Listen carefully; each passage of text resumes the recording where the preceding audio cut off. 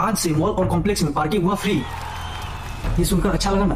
अगर ये सच में हो जाता तो कितना अच्छा रहता है। देखा जाए तो मॉल के पार्किंग में पैसा कभी लगना ही नहीं चाहिए। देखो, मॉल के अंदर जो पार्किंग का पैसा लगता है वो एक तरह से अनलीगल ही कहलाएगा, पर तब तक अगर मॉल अपने पार्किंग एरिया अपने अंडर रखता है और उसमें पार्किंग का चार्जेस लेता है तो उस पर कोई भी लीगल एक्शन ले सकता है। और इसी वजह से मॉल वाले अपने पार्किंग एरिया को किसी थर्ड पार्टी को दे देते हैं रेंट पे, और अब जो रेंट लेता है वो हम लोगों से चार्जेस लेता है उस एरिया में बाइक और कार खड़ा करने के लिए, और उसी पैसे से वो लोग कुछ मॉल वाले को दे देते हैं और कुछ खुद रख लेते हैं। और इसी वजह से दोनों सेफ रहते हैं, मॉल वाले और वो थर्ड पार्टी वेंडर दोनों सेफ हो जाते हैं कि उस पर लीगल एक्शन नहीं हो सकता, पर फंस जाते हैं हम लोग जैसा पब्लिक। और हाँ, आप लोग बहुत कोई ध्यान नहीं दिए होंगे कि जब भी आप पार्किंग करने मॉल में जाते हैं तो उसमें एक पर्ची देते हैं, और उस पर्ची के नीचे साफ छोटे शब्दों में लिखा हुआ रहता है कि आपके वाहन का कोई भी जिम्मेदारी वो लोग नहीं लेते हैं, उसका जिम्मेदार आप होंगे। अगर कोई भी व्हीकल वहां से चोरी होता है या डैमेज होता है तो उसका जिम्मेदार आप खुद होंगे, ना कि वो लोग। तो फिर हम लोग पैसा क्यों देते हैं वो लोग को?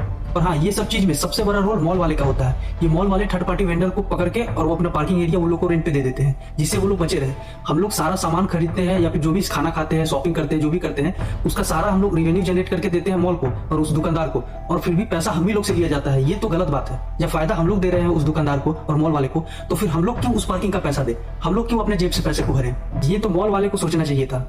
बहुत लोग ये भी बोलेंगे कि उस मॉल में बहुत कोई घूमने के लिए जाते हैं, टाइम पास करने के लिए जाते हैं, तो फिर वो लोग का तो नुकसान हो जाएगा। पर इसका भी सॉल्यूशन अगर वो लोग निकालेंगे तो जरूर निकलेगा। ऐसा कुछ टाइम बांध दे कि उससे ओवर होता है तो चार्जेस लगेगा। और ये उन पर लागू नहीं होना चाहिए जो कि वहां पे मूवी देखते हैं, खाना खाते हैं या फिर शॉपिंग करते हैं, क्योंकि मूवी, खाना, शॉपिंग ये सब चीज आम चीज है मॉल में। वहां पे जाने के बाद एक इनवॉइस जरूर निकलता है जो भी हम लोग वहां पे किए रहते हैं, तो उस इनवॉइस पे ऐसा कुछ मार्क दे दे जिससे पता चल सके कि ये आदमी अभी शॉपिंग करके आ रहा है। कुछ टाइम लिमिट बांध दे उस पर, जिसकी वजह से उसका पार्किंग फ्री हो सके।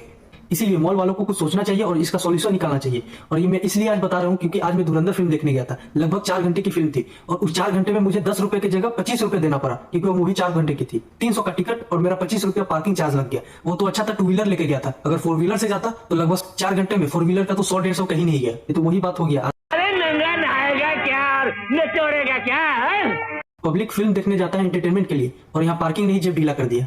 खैर, हुआ सो हुआ, पर मैं आपको सजेस्ट करूंगा जा करके धुरंधर पार्ट 2 जो नया मूवी आया है जा करके देखिए। बहुत ही ज्यादा डिटेलिंग में काम हुआ है।